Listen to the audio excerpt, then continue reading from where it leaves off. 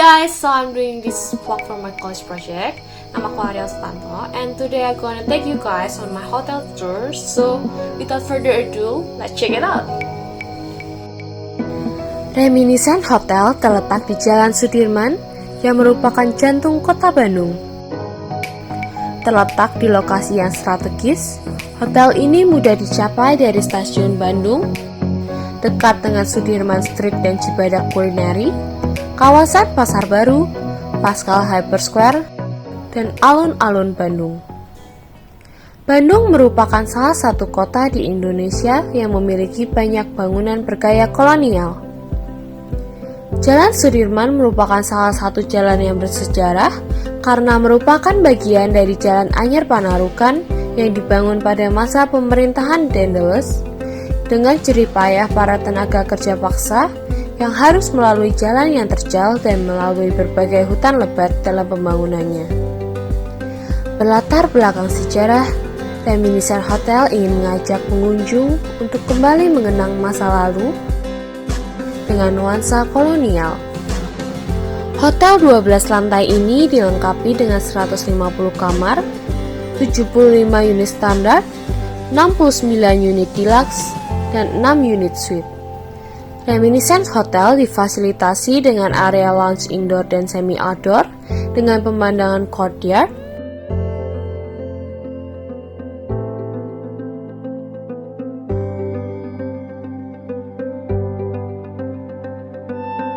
meeting room,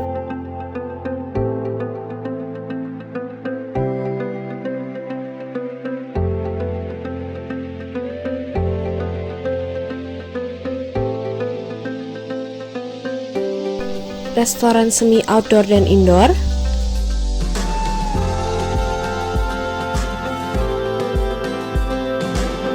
function room dengan fasad berbentuk arc, kolam renang, spa, fitness center dan playground, cafe, coffee shop, juice bar, dan berbagai jenis retail lainnya. Bangunan ini juga dilengkapi dengan taman indoor yang dilengkapi dengan void di tiap lantai, dengan skylight di bagian atap, sehingga memungkinkan aliran udara di tiap lantai.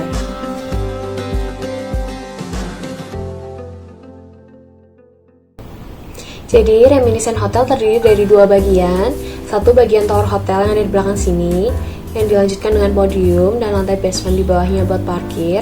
Satu lagi adalah podium retail yang ada di depan sini, yang terletak di SPN 0 dengan Jalan Sudirman.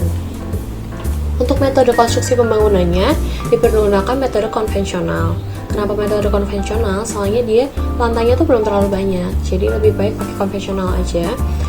Yang pertama dibangun yang lantai basement yang belakang ini dulu, terus baru dilanjutkan dengan podiumnya, dan dilanjutkan dengan pembangunan tower huniannya dulu untuk tower hotelnya.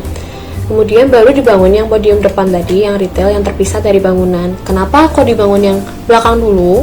Soalnya biar akses transportasinya itu lebih mudah. Kalau misalnya sudah dibangun yang depan dulu, otomatis lebih terhalang dan akses transportasinya itu lebih susah. Kemudian dipergunakan struktur rigid frame beton. Struktur rigid frame beton. Kenapa pakai struktur rigid frame beton? Soalnya dia satu kokoh, dua kuat tekan, terus dia tahan api, tahan air. Terus kalau misalnya kalian menggunakan finishing yang tepat, itu bisa treatmentnya sangat kecil dibandingkan kalau misalnya kamu menggunakan baja, itu lebih susah. Seperti yang sudah saya terangkan tadi, bangunan ini mempergunakan struktur rigid frame beton karena sifatnya yang satu, kokoh dan kuat tekan, dua, durabilitasnya tinggi, tiga, biaya pemeliharaannya relatif lebih rendah, dan empat, karena ketahanannya yang tinggi terhadap api dan air. Untuk dimensioneringnya, grid tower hotel ini sebesar 8,1 meter. Untuk podium retailnya dipergunakan grid 8x4 meter dan 8x3 meter. Untuk plat beton dipergunakan tebal 12 cm untuk lantai kamar dan tebal 30 cm untuk lantai basement dan atap karena pertimbangan menahan beban kendaraan dan beban utilitas yang besar. Berikut untuk lembar perhitungan strukturnya. Untuk struktur kolom dan baloknya juga pakai struktur beton bertulang.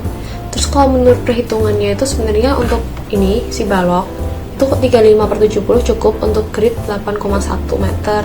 Cuman lebih baik kita besarkan jadi 45/70 untuk menghitung faktor gempanya juga. Jadi kalau kena gempa itu lebih kuat. Kemudian untuk penyaluran bebannya sendiri, beban vertikal ditahan oleh struktur kolom dan balok beton bertulang, shear wall, dan pondasi borpal. Sedangkan untuk beban lateralnya ditahan oleh shear wall dan dinding penahan tanah yang ada. Jadi, struktur dari hotel ini sangat kuat dengan adanya shear wall di sini, yang sekaligus berfungsi untuk ruang transportasi vertikal di sini. Terus kalau untuk kalian tahu, ini kan bangunannya terdiri dari podium depan yang terpisah dengan bangunannya, terus sama podium tower di belakang sini. Jadi lebih baik kita bangun yang belakang dulu, terus baru kita bangun yang bagian depannya. Ada kemungkinan soft story pada area lobby. Maka dari itu bisa dipergunakan solusi dimensi kolom pada lantai dasar hingga lantai basement yang diperbesar menjadi diameter 80 cm dan tulangan kolomnya bisa diperbanyak.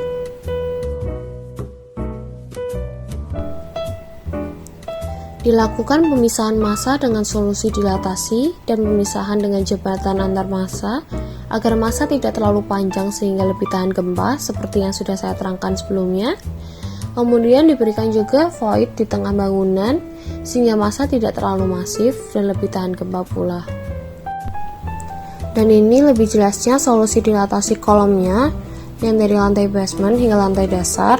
Kemudian ada sebagian yang dilanjutkan di lantai 1. Kemudian kalau misalnya kita belajar dari teorinya ya, kalau misalnya bangunan yang lebih tahan gempa itu jangan terlalu panjang. Kalau misalnya terlalu panjang kan lebih baik dipisah. Jadi untuk tadi podium yang nyambung dengan si lantai towernya ini, dia diberi jembatan di tengah sini. Nah ini, kenapa? Biar dia lebih terpisah dengan si bangunan yang ada di towernya ini. Jadi kan kayak kepisah gitu. Kalau buat yang di tengah ini kan tadi udah ada void, jadi kayak lebih fine karena dia nggak besar masif gitu. Terus juga dipergunakan struktur dilatasi kolom di bagian pemisahan podium dengan towernya, supaya jadi kalau misalnya ada gempa sampai ada apa-apa struktur yang satu rusak itu nggak ngaruh ke struktur yang lainnya yang ada di sini. Untuk integrasi struktur dengan utilitasnya, floor to floor-nya dibuat cukup tinggi untuk pemasangan jaringan utilitas. Jadi untuk efisiensinya, si ducting utama VRV itu dibuat sejajar dengan balok induk. Kemudian ducting sekunder VRV-nya melintang di bawah balok induk. Terus baru paling bawah itu untuk jaringan pencahayaan, pemimpaan air bersih, fire alarm, sama sprinkler. Terus yang kedua dipergunakan atap datar dari beton untuk peletakan water tank, unit AC outdoor, dan sistem utilitas yang lainnya. Yang ketiga dipergunakan plat beton tebal 30 cm untuk lantai atap dan lantai basement untuk tadi pertimbangan utilitas sama kendaraannya. Kemudian yang terakhir adalah ruang sirkulasi transportasi vertikal yang dari shear wall tadi, sekaligus berperan untuk memperkaku struktur bangunan.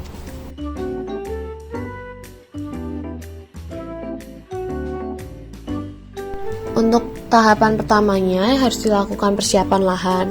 Kalau untuk pemeriksaan kondisi tanahnya, analisis kondisi sekitarnya, hal itu sudah harus dilakukan dari sebelum tahap pendesainan. Jadi, desain bangunannya kita buat itu sudah sesuai untuk tapak dan lingkungan sekitarnya. Kemudian tahap keduanya adalah penggalian tanah yang dilanjutkan dengan tahap ketiganya sendiri, yaitu pengerjaan struktur basementnya.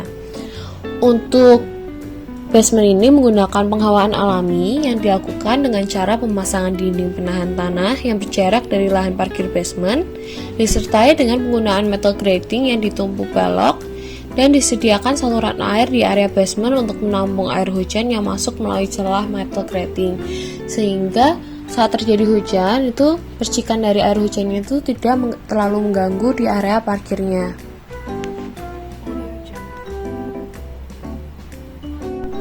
Untuk tahap selanjutnya dilanjutkan dengan pembangunan shear wall, kemudian dilanjutkan lagi dengan pembuatan backcasting balok dan platnya. Untuk pengerjaan backcasting kolom dilakukan setelah tahap pembesiannya.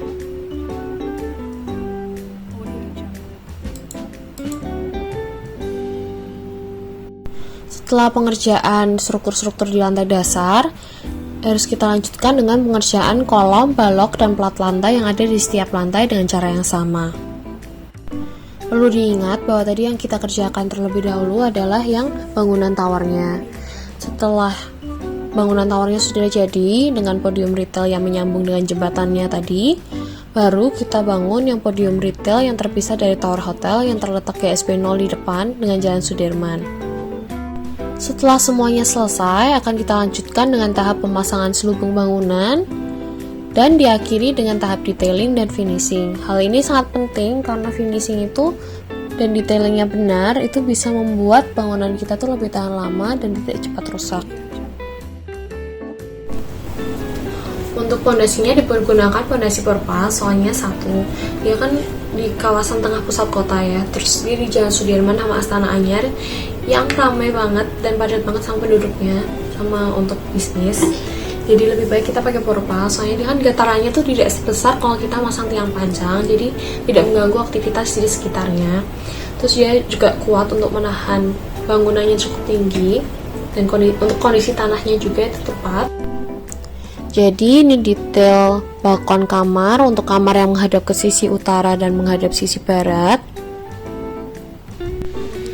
Kamar dihadapkan ke utara dan ke barat, sehingga diharapkan jumlah cahaya matahari yang masuk ke dalam ruangan itu cukup dan tidak terlalu berlebihan. Jadi tidak perlu desain sirip penangkal matahari lagi. Kemudian ini detail fasad untuk green roof yang ada di area function room. Untuk function room menggunakan green roof sehingga diharapkan ruang di dalamnya menjadi lebih sejuk dan bisa mengurangi penggunaan penghawaan buatan, sehingga bisa lebih hemat AC-nya.